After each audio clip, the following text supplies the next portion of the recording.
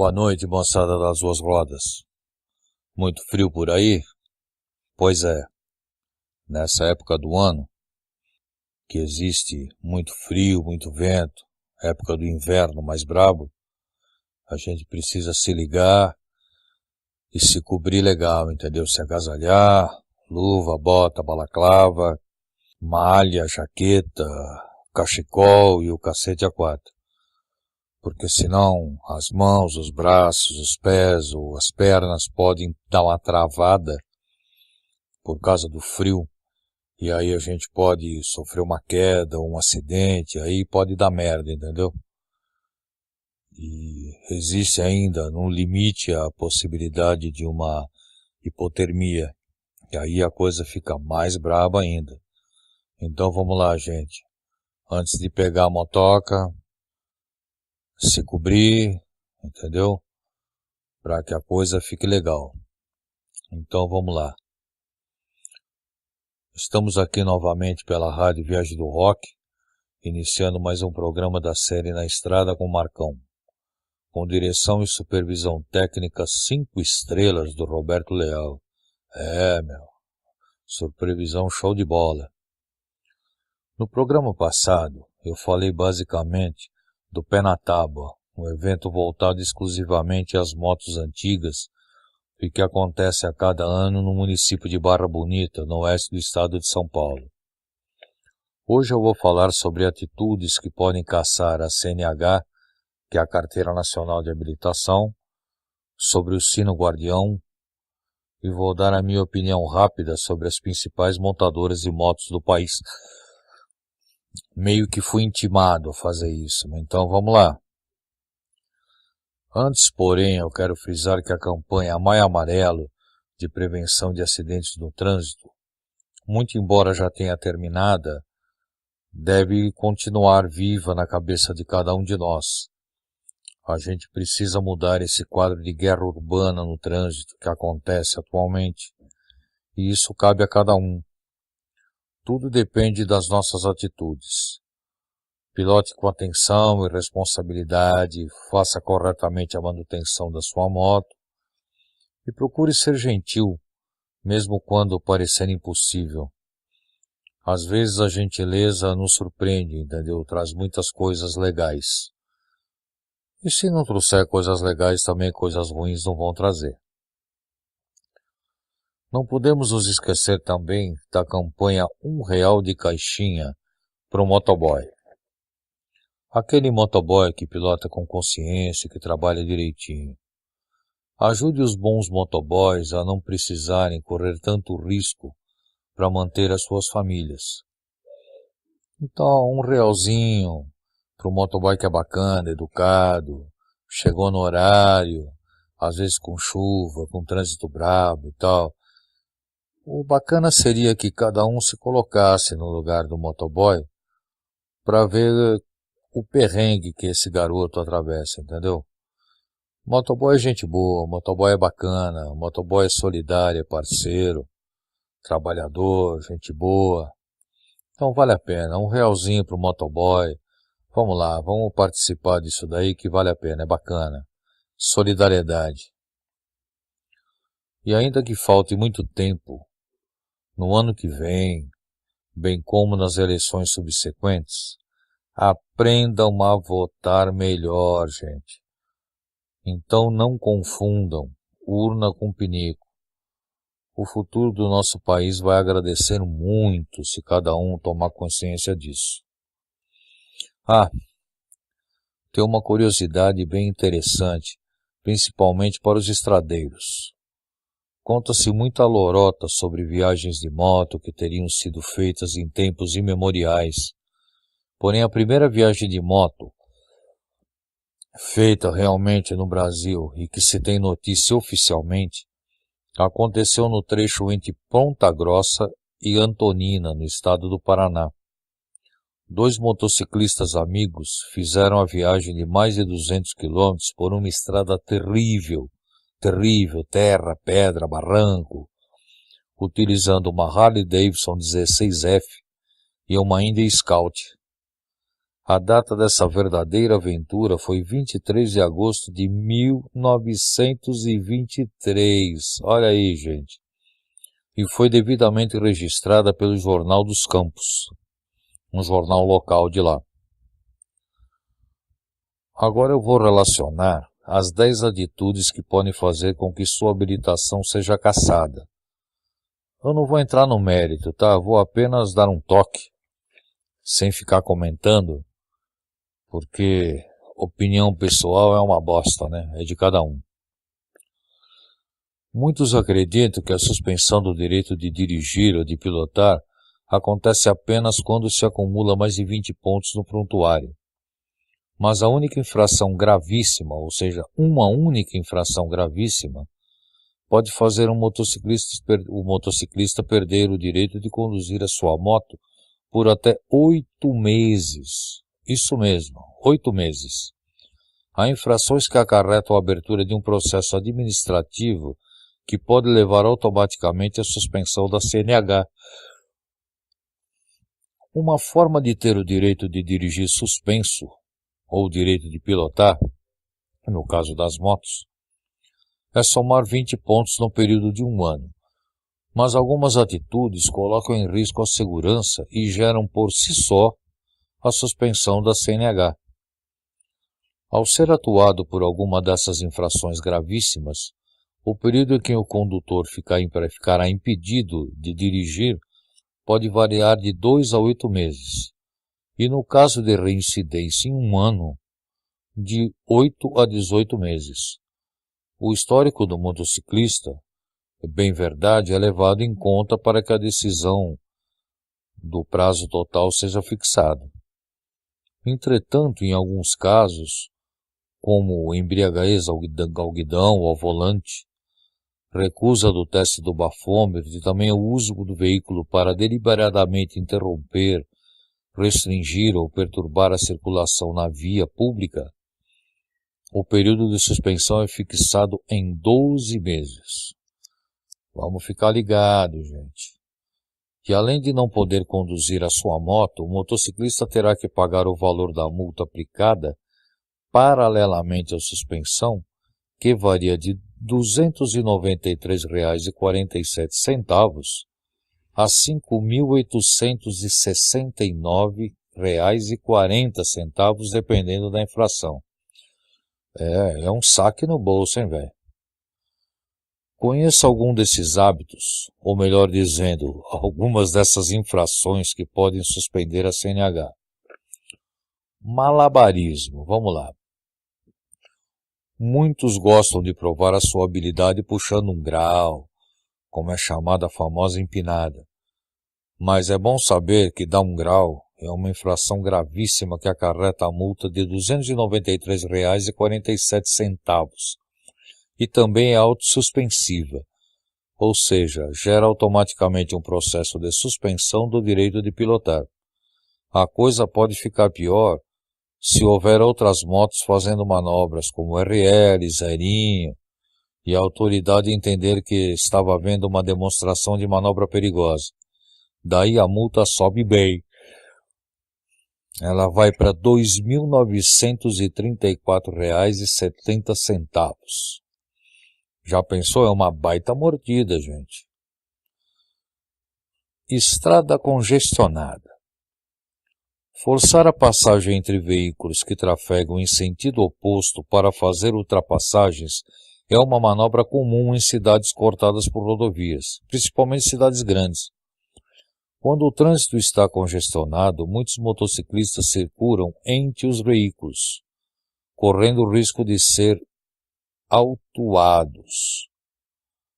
O valor da multa é salgado, R$ 2.934,70, e também gera a suspensão da CNH. Agora a questão de ser omisso.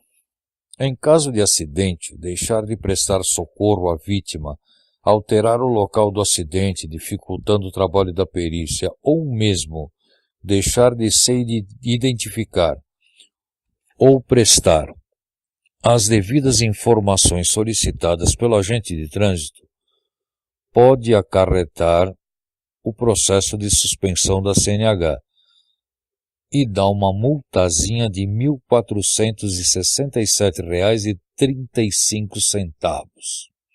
É grana, hein? Colocar garupa em perigo. Embora seja comum nos rincões, lá aqueles chapadões, lá longe do Brasil, transportar mais de uma pessoa na moto, é infração gravíssima, cacete, eu não estou nem falando direito mais, e é punida com multa de R$ 293,47. Mas é bom lembrar que levar crianças abaixo de 7 anos ou pessoas sem condições de cuidar da própria segurança, por exemplo, alguém chumbadão, um cara embriagado, na garupa, também acarreta multa e leva a responder o processo de suspensão da CNH. Chinelo não pode, hein, gente? Pode até parecer óbvio, né? Mas o capacete é o principal item de segurança do motociclista. Mas circular sem o capacete, tanto piloto quanto garupa, é passível de multa de R$ 293,47 e vai acabar em gancho do seu direito de pilotar também. As mesmas punições valem para quem pilotar usando apenas sandálias de tira ou alguma vestimenta que não seja apropriada para pilotagem de moto. A tal da luz apagada, luz do farol, gente. Um mau hábito comum entre muitos motociclistas é circular com o farol apagado. Pode ser por esquecimento, desconhecimento ou até um probleminha elétrico na moto, qualquer coisa assim, fusível, né? Relé, também rende uma multa de R$ 293,47. E por colocar em risco a segurança do próprio condutor e de outros, também vai caçar a sua CNH. Olha que merda, meu. Para evitar esse errinho, as motos mais modernas já acendem o farol ao girar a chave de comutação do contato. Não se ligar no velocímetro é outra mancada braba. Muitos lamentam quando são multados por excesso de velocidade a 68 km, por exemplo, quando o limite é de 60. Aí é brabo, né? Mas é bom saber que transitar em velocidade 50% acima da permitida dá multa de R$ 880,41. Caralho! Em alguns casos, isso é muito fácil de acontecer.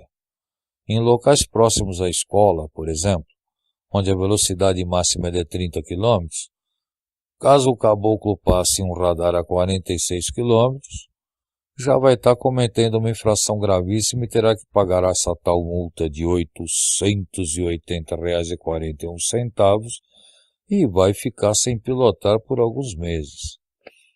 Foda, né, meu? Ó, bebeu, não pilote. Isso daí devia ser uma coisa que não precisasse nem falar, mas enfim. Estar embriagado e assumir o guidão da moto, além de ser extremamente perigoso, é um dos motivos que leva à suspensão do direito de conduzir a sua moto por um aninho, além de multa de R$ 2.934,70. Puta que pariu, aí é brabo, hein? Essas também são as punições para quem se recusa a fazer o teste do bafômetro. Cachaceiro é foda mesmo, não tem jeito. Muita gente tenta furar o bloqueio ao se deparar com uma blitz de fiscalização. Tal atitude custa abertura do processo administrativo e multa de R$ 293,47. E ainda pode acarretar certos problemas a mais com a polícia, né? Porque fugiu da polícia aí é brabo. Fechar a rua, por exemplo. Usar a moto ou qualquer outro veículo deliberadamente para fechar a via impedindo ou dificultando a passagem de outros veículos pode custar ao proprietário a salgada multa de, atenção, é um valor pesadão, R$ 5.869,40. Cacete! E a suspensão da CNH, obviamente, né? Porque uma multa dessa aleja qualquer caboclo, e aí tem que suspender mesmo a CNH. Mas vamos parar de falar de coisa braba, coisa triste, e vamos colocar um pouco de poesia nessa bagaça aqui. Afinal, esse programa é uma bosta mesmo, então vamos lá.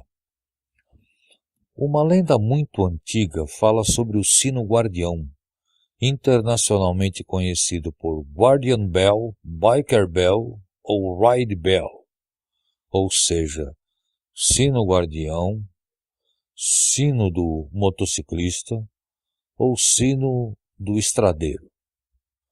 Segundo essa lenda, esse objeto tem o poder de aprisionar os maus espíritos que vagueiam pelas estradas e que são responsáveis pela má sorte nas viagens.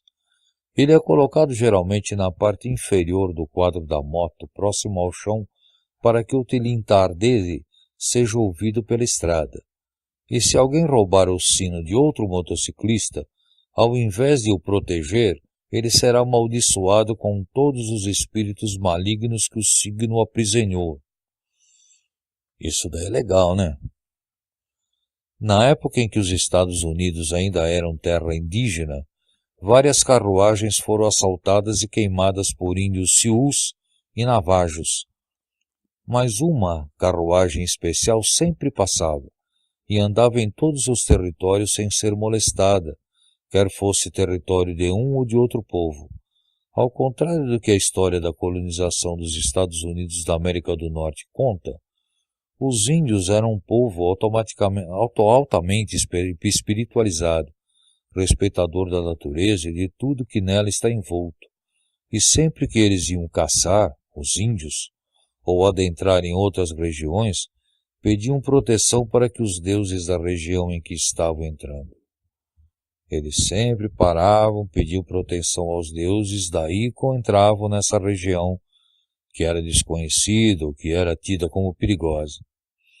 Para estarem sempre protegidos durante as caçadas, eles amarravam ossos em seus pés, para que os maus espíritos não se aproximassem deles.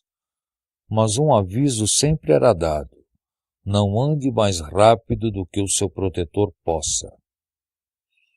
Um dos cocheiros dessas carruagens que sempre passava intacta era filho de índios e sempre que era necessário fazer essas grandes travessias, ele pendurava ossos secos nas carruagens para que o som se propagasse pelo vento. Com o passar dos anos, esses ossos foram substituídos pelos sinos metálicos, e somente com a intenção de propagar mais rapidamente esse recado aos deuses do local. Existem várias lendas ao redor do sino guardião, com diversas origens diferentes, mas nenhuma é dada como certa. Alguns acreditam numa ou noutra, ou não acreditam em nenhuma, sei lá. No fundo, elas servem para ensinar algo com um propósito prático.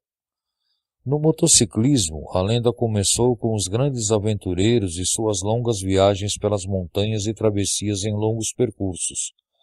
Vários acidentes e mortes ocorriam e eram divulgados durante os encontros.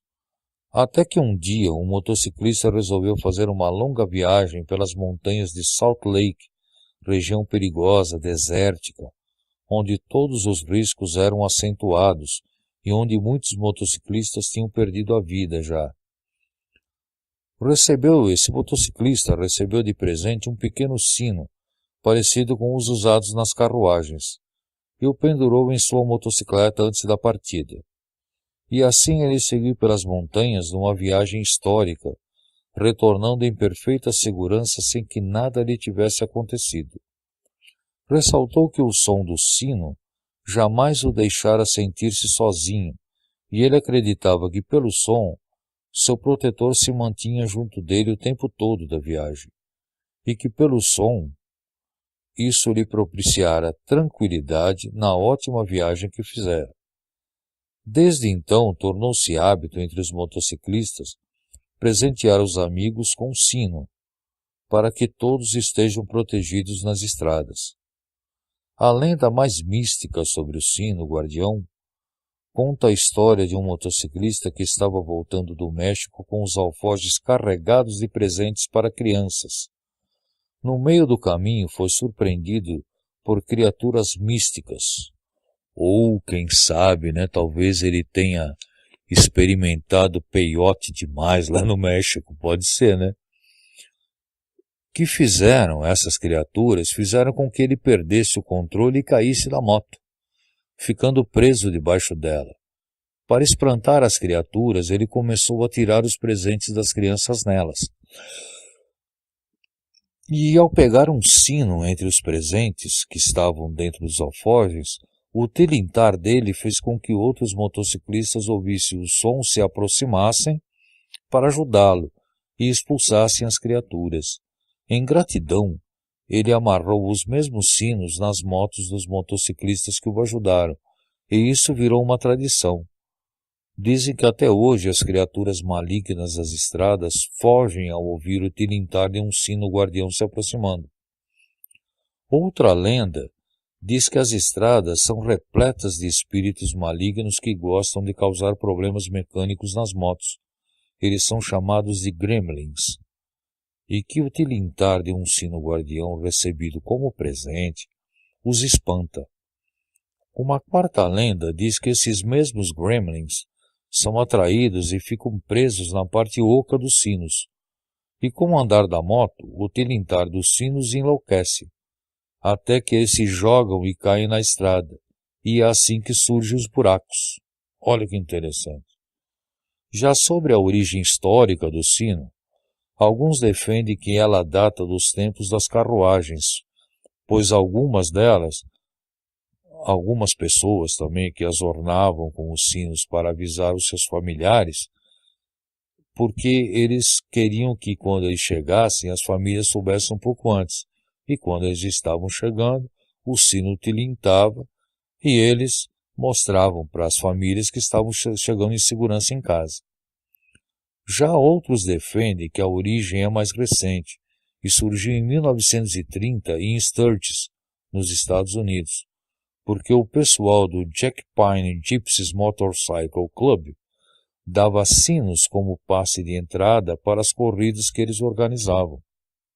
E olha lá, em 1930. Hoje os sinos têm muitas formas, decorações e acabamentos diferentes, com relevos que vão desde uma Harley até as caveiras, anjos, formas geométricas, mas o simbolismo reside mesmo no som emitido por esses sinos. O sino guardião deve necessariamente ser ganho e deve ser dado apenas àqueles que consideramos amigos de verdade, pois ele não é meramente um acessório de decoração. Junto com o sino guardião, vai parte do espírito, da história e da lenda daquele motociclista que, com coragem e determinação, iniciou essa tradição. Até os dias de hoje, o primeiro e mais importante presente que se pode oferecer a um amigo é dar a ele o sino guardião, que deve ser preso à moto e acompanhá-lo por onde ele for. Não importa a origem ou no que se acredita, o significado do sino guardião é um só. Quando se vê alguém na estrada com um desses sinos, se sabe que o vivente foi presenteado com o que há de mais importante na estrada, a amizade de outro motociclista. Essa é a ideia, gente. E nunca se esqueçam da máxima criada em torno dessa bela lenda, se é que é lenda mesmo, né? Vai saber. Never ride faster than your angel can fly. Nunca pilote mais rápido do que o seu anjo da guarda possa voar. Essa é forte, né? Bom, gente, por sugestão ou intimação do nosso diretor, Roberto Leal, eu vou fazer uma análise bem rápida e muito pessoal sobre as 7 principais montadoras de motos no Brasil. Honda, Yamaha, Suzuki, BMW, KTM, Kawasaki e Trax. Eu não vou falar aqui sobre as Harley-Davidson por serem de um nicho muito específico e seus consumidores privilegiam uma marca como que uma grife, digamos assim, não importando fatores técnicos. E eu não quero provocar discussão de graça também, né, gente? Eu já ando meio cansado dessas coisas. A Honda chegou há muito tempo no Brasil e logo se impôs no mercado por trazer motos de boa qualidade e de muita beleza. O seu pós-venda também se destacou naquela época.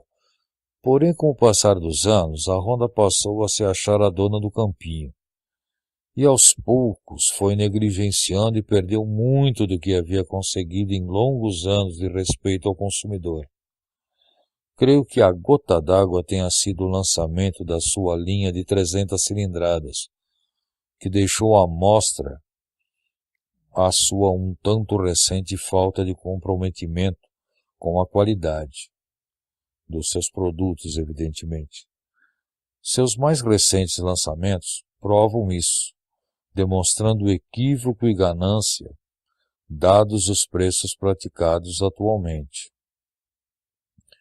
A Yamaha, quando chegou ao Brasil, veio com belas motos, mas algumas delas deixavam a desejar no quesito qualidade de seus motores, haja vistas as da série OHC e DOHC, ou seja, Overhead Commander e Double Head Commander, que é comando de válvula na cabeça e duplo comando de válvula na cabeça.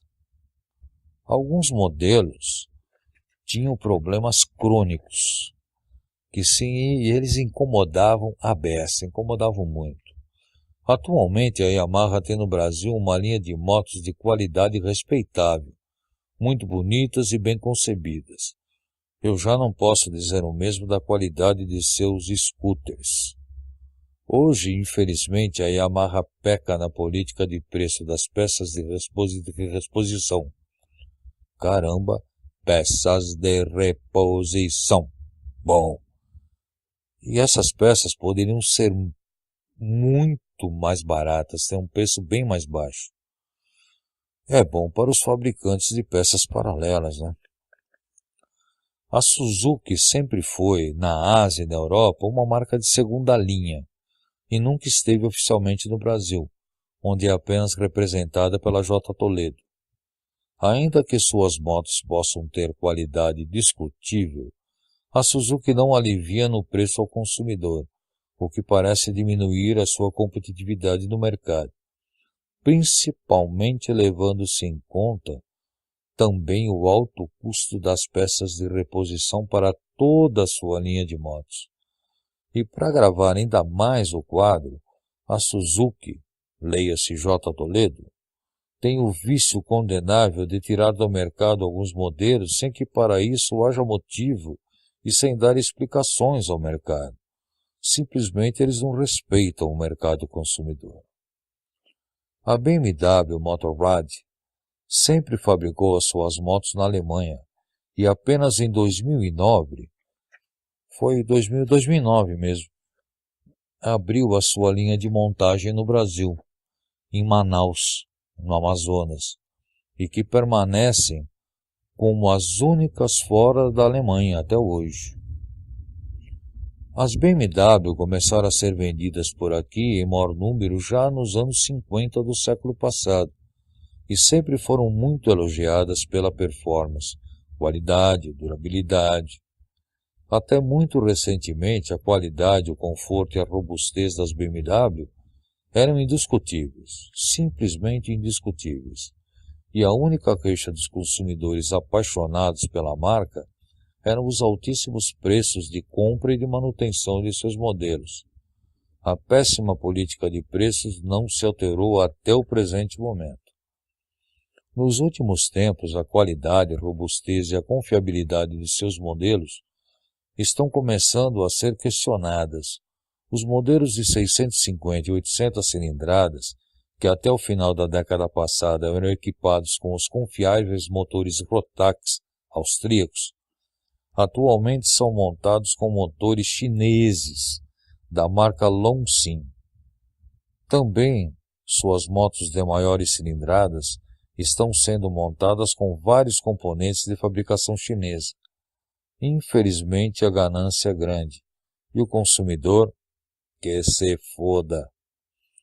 Ainda nesse ano, a BMW lançará aqui 2 modelos de 310 cilindradas com motorização indiana da BAIAI, uma subsidiária da Mahindra, que fabrica motores de competição. Quer dizer, competição mais ou menos, tá? Uns dizem que será da Mahindra, outros afirmam que será só da BAIAI. Existe um bom desempenho aí, tá? Esses motores desempenham bem, eles são leves, são robustos. E eles têm a base do bloco do motor até para MotoGP.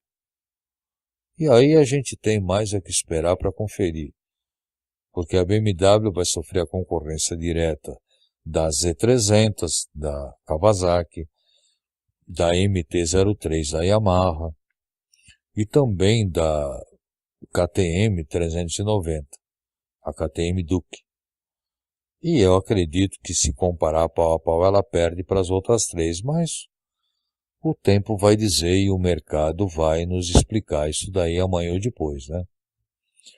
Por falar em KTM, a KTM entrou oficialmente no Brasil há pouco tempo. Essa tradicional e conceituada fábrica austríaca tem larga tradição no off-road, motocross, supercross, endurance, rally, e alcançou a quase hegemonia nos esportes fora de estrada. No Brasil, a KTM disponibiliza para uso geral uma linha de motos interessantes, bonitas e de alta qualidade. São elas as Duke 200, Duke 390, Duke 690 e as Adventure 990. Pena que, como a BMW, seus preços de venda e de peças de manutenção assustem um pouco o consumidor. Quer dizer, na verdade, assusta muito, né? Mas a moto é boa. A moto é boa mesmo. KTM é show de bola. É uma qualidade indiscutível. A Kawasaki entrou oficialmente no Brasil também há poucos anos. As suas motos continuam com qualidade acima da média, mas ao que parece a marca hoje vive mais da fama, porque aqui a sua linha de motos ainda é pequena, mas segundo informações extraoficiais, estão para aumentá-la aqui no Brasil. Suas motos têm preços sugeridos dentro da média de mercado. O grande pecado é que a Kawasaki comete no Brasil diz respeito ao pós-venda, com um atendimento muitas vezes displicente, alto custo de peças de reposição e absurda demora no fornecimento das peças. Se eu teria uma Kawasaki? Seguramente não, gente. Em que pese sua qualidade. A Trax é uma montadora brasileira com injeção de capital estrangeiro. É uma espécie de joint venture com empresas asiáticas. E ela está instalada no Ceará com linha de montagem em Manaus há mais de 10 anos. A Trax privilegia a fabricação de motos de média e de baixa cilindradas e contempla uma linha de 50, 100, 125, 150, 250 cilindradas e tem também uma de 600 cilindradas, que vem para o Brasil só de vez em quando. A grande jogada da Trax é lançar no mercado motos com qualidade e preço competitivos e se associar sempre com empresas sérias, competentes e que tenham produtos de qualidade indiscutível. Para exemplificar isso, cito o modelo Duna 600, moto fabricada pela Jialing para as Forças Armadas de países da Ásia, e a sua atual linha 250 cilindradas, que tem os modelos Fly e TSS, e cujo motor é o mesmo que equipa a CR230 da Honda, diferindo apenas no aumento da cilindrada e da potência e na refrigeração, que nas Trax é a óleo, o que é muito bom, né? E um câmbiozinho de 6 marchas também, que é show de bola. A rede de concessionárias da Trax tem um número acima do razoável, bem maior que as redes da Kawasaki, da BMW e da KTM, por exemplo. E as suas peças de reposição têm valor muito, mas muito acessível. A manutenção é bem barata.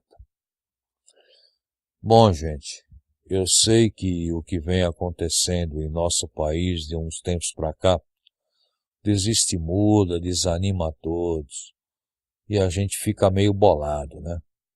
Mas temos que seguir porque a nossa vida é mais importante que o país, tá? O show tem que continuar, gente. O show das nossas vidas, evidentemente. O país, o país, que se foda o país, gente. A gente tem que cuidar da gente. Esse país já era. Talvez a melhor saída seja o aeroporto. De minha parte, vou dizer só o seguinte. Eu queimei o título de eleitor no dia 9 de maio. Marquei o dia, tá? Pátria amada é o cacete, gente. Como eu posso amar uma terra onde só me sacaneiam e me roubam?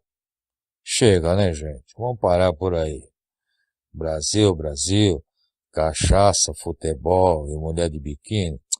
Dá um tempo, gente. A gente precisava de um país decente com vergonha na cara, onde escola fosse mais importante do que cachaça e maconha.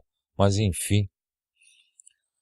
Bom, gente, é chegado o momento de pôr a moto no cavalete e de me despedir de todos. Eu vou agradecer muito, muito mesmo pela audiência de todos. Se é que tem audiência, né? Saravá! Eu lembro que meus programas são reprisados às quartas-feiras, sempre às 22 horas, e são publicados no YouTube também. Para acessar os programas no YouTube, é só mandar bala no canal Viagem do Rock / Na Estrada com o Marcão. E boa viagem, se for possível, né? E para algumas pessoas que eventualmente queiram falar alguma coisa, me xingar, cobrar, enfim, o meu e-mail de contato é naestradacommarcal@gmail.com naestradacommarcal@gmail.com e no Twitter é @motocicleta27 em numeral, @motocicleta27. Olha que beleza, gente, vocês vão parar de me ouvir agora. Meus queridos, boa noite, fiquem com Deus e que o dia seguinte seja sempre melhor e que todos nós possamos ser melhores no dia seguinte. Porque se a gente quer ter amigos melhores, vizinhos melhores, uma cidade melhor, um país melhor, a gente é que tem que melhorar, tem que começar pela gente. Nós precisamos mudar para melhor. Não adianta meter o pau só, a gente tem que fazer por onde. E é por isso que eu digo, bora nessa, gente. Uma cachaçinha não faz mal para ninguém, mas desde que não deixe a gente bêbado para fazer merda. É isso, gente. Boa noite, valeu, fique com Deus.